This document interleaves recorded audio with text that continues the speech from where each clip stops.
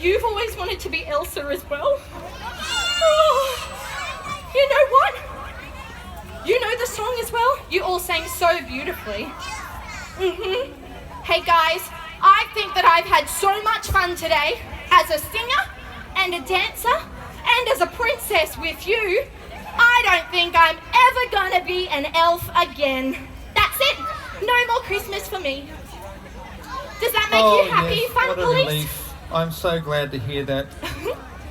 But Elsa had a hard time accepting who she really was. You know, she had a lot of trouble with that. With acceptance of herself? Acceptance, yes. Well, but you know, I know a story about that. It's this one here. Has anyone ever heard of the story Thelma the Unicorn? You have? Well, would you mind if I read it today? Yes, I can do that. All right, everybody up the back, you have to listen very closely, unless you want to run down the front so you can see the pictures. Thelma felt a little sad. In fact, she felt forlorn. You see, she wished with all her heart to be a unicorn, but she was just a little pony.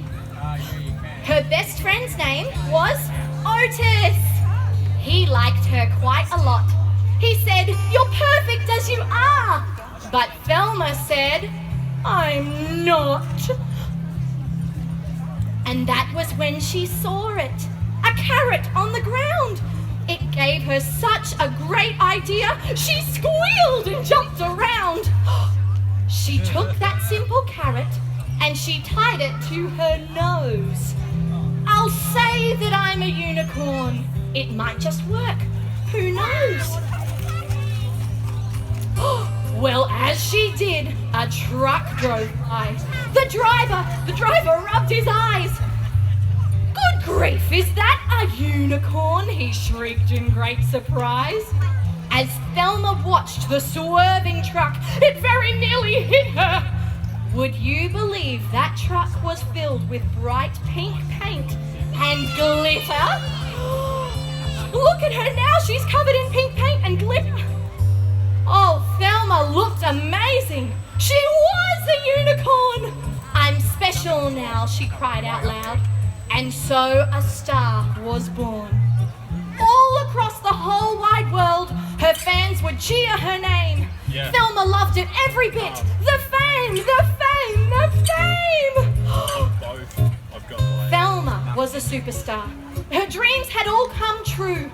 But soon she found that so much fame was kind of tricky too. What happened? You see, her fans were mad for her. They'd scream and cry and laugh. They'd chase her everywhere she went to get her autograph. In fact, they'd chase her all day long. It never, ever stopped. They'd chase her while she exercised. They chased her while she shopped. "Please don't chase me anymore," she asked the screaming crowd. "We'll chase you all we want," they said. "We're fans, so it's allowed." And some were not her fans at all. No, some were really mean. Look, they're throwing rocks. It's a bully. And some just did the meanest things she'd ever really seen. Look, they've got signs that say unicorns are dumb. That's not nice, is it? So one dark night, she felt quite sad, this famous little pony. She thought that she'd feel great, but all she felt was lonely. Oh. And so, with that, what did she do? She changed her mind, this lonely unicorn. She cleaned off all her sparkles and she ditched her magic horn. And then she walked right past the crowd.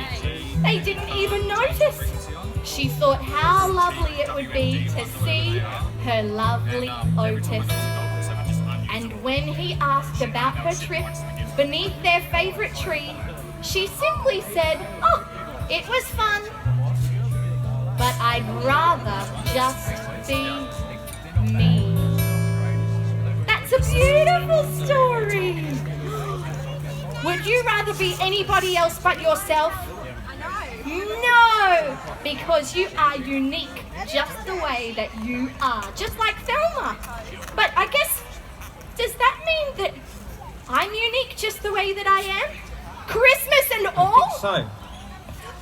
I think, Elo Elf, you've really come to realise that, just like Elsa, she had a lot of trouble accepting who she was, but then she realised that she could use her talent in the right place and at the right time to bring joy to everyone. Can I do that? You too?